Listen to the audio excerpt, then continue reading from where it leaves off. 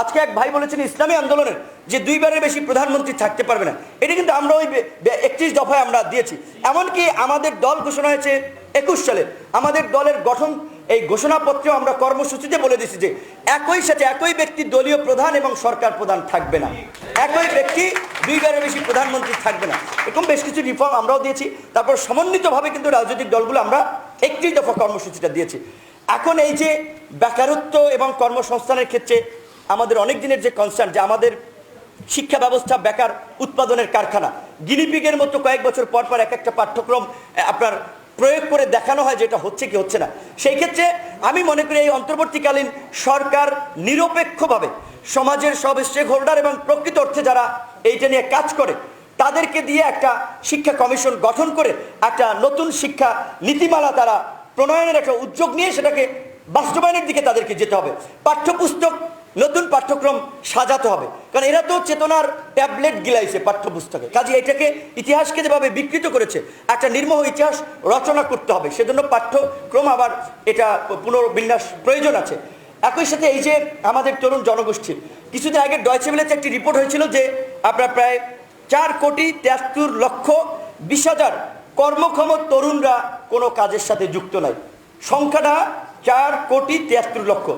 এই যে একটা বিপুল তরুণ জনগোষ্ঠী যারা কাজের বাইরে, একটা প্রবাদ আছে যে আপনার আপনার idol brain is evil workshop, অলস মস্তিষ্ক শয়তানের কারখানা।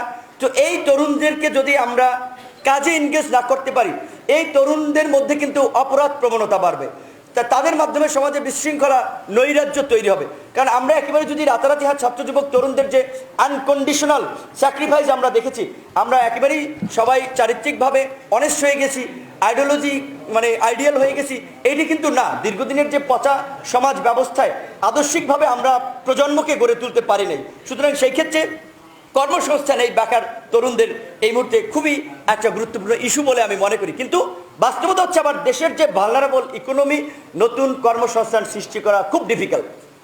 অ্যাট দ্য সেম টাইম আমাদের এখন ইকোনমি যাদের হাতে, ইকোনমি আছে এসালম, বসুন্ধরা, সামিট গ্রুপ, ওরিয়ন, এরকমের ধরেন 20 থেকে 25টা বড় বড় মাল্টিন্যাশনাল কোম্পানি বা বিজনেস মাফিয়াও কেউ কেউ এর মধ্যে। তো তাদের কাছে তারা কিন্তু ইতিমধ্যেই টাকা পয়সা ম্যাক্সিমাম দেশ থেকে বাইরে সরিয়ে ফেলেছে, এমনকি অনেকে গ্রেপ্তারের আতঙ্কে দেশে নাই। সুতরাং আমি প্রধান উপদেষ্টাকে বলেছিলাম যে আপনি ইকোনমির মানুষ, ব্যবসায়ীদেরকে কিভাবে কনফিডেন্স দেওয়া যায়, যারা প্রকৃত অপরাধ করেছে তাদের বিচার হবে, কিন্তু ব্যবসায়ীদেরকে যদি কনফিডেন্সে না আনা যায় ইকোনমি স্টেবল করা ডিফিকাল্ট হবে। সুতরাং এই যে অর্থনৈতিক চ্যালেঞ্জ, সামাজিক চ্যালেঞ্জ, রাজনৈতিক চ্যালেঞ্জ, সরকারকে আমরা যতই সমর্থন দেয়, আমরা আন্দোলন থামাইলাম 1 মাস, তারপরে তো আবার আন্দোলন তৈরি হবে, অনেক ধরনের আন্দোলন তৈরি হবে। এবং এই যে পতিত স্বৈরাচার, তাদের হাতে লক্ষ লক্ষ কোটি টাকা রয়েছে, টাকা দিয়ে এই টাকা দেশকে অস্থিতিশীল করার কাজে ব্যবহার করবে। আর তাদেরকে ফুয়েল দেওয়ার জন্য আছে আমাদের প্রতিবেশী দেশ ভারতের তো ওপেন সিক্রেট। এই যে ভারতীয় এজেন্টরা গণমাধ্যমে বসে আছে, প্রশাসনে বসে আছে, এখন পর্যন্ত হয়তো অনেকে ভুল পাল্টাইছে, কিন্তু তাদের বিরুদ্ধে যদি ব্যবস্থা না নেওয়া হয় সরকারের বিপদ আছে।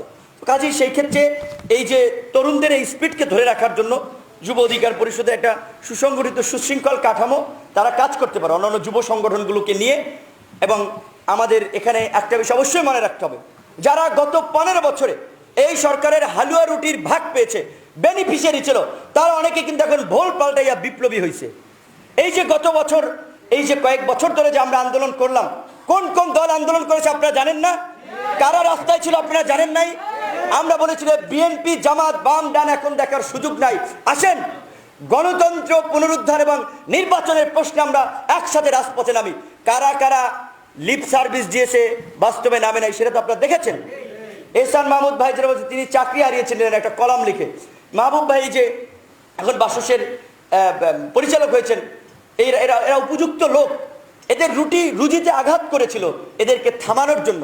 তাহলে এইরকমভাবে যারা লড়াই সংগ্রাম করেছে তাদেরকে অবশ্যই সরকার, পরবর্তী সরকারকেও মূল্যায়ন করতে হবে, তাদের শ্রমের ত্যাগের মূল্যায়ন করতে হবে, সম্মান দিতে হবে। একই সাথে যারা তলে তলে দালালি করেছে, আপোষ করেছে, তারা যেন কোনোভাবেই এই জাতীয় সরকার কিংবা পরবর্তী কোনো নির্বাচন কোনো জায়গায় যেন তারা স্টেক হোল্ডার নিশ্চিত না করতে পারে। আমরা জানি কারা ডিজিএফআইয়ের কাছ থেকে নির্বাচনের আগে নির্বাচনে যাওয়ার জন্য, প্রার্থী দেওয়ার জন্য, আন্দোলন না করার জন্য পয়সাপাতি নিয়েছেন। ডকুমেন্ট আছে। ডিজিএফআই চিফকে এখন জিজ্ঞেস করেন যে আপনি কারে কারে কোন দলকে কত টাকা দিয়েছেন। অন্য রাজনৈতিক দল, অনেকগুলো দল বলতে অনেক সময় লাগবে। আমি বলছি মেজর পলিটিক্যাল পার্টি, বুই ফোর নাম সর্বস্ব পলিটিক্যাল পার্টি খুঁজে তো লাভ নেই। যেগুলোকে মেজর মনে করা হয় যে তাদের অ্যাক্টিভিটিস আছে, তাদের ফাংশন আছে, তাদের গণতান্ত্রিক আন্দোলন সংগ্রামে ভূমিকা আছে, তাদের থেকে প্রতিনিধি নিয়ে এটা 21 আছে, এটাকে 31 করা যেতে পারে আরো 10 জন নিয়ে, এটাকে জাতীয় সরকারের রূপ দিলে তাহলে যদি স্টেবল হয়, তাহলে এই যে রাজনৈতিক দলের সাথে এই যে প্রতিনিধিত্বশীল আপনার অংশের সাথে যে সরকারের একটা সংশয় তৈরি হচ্ছে, কিন্তু সরকারের জন্য ভালো না।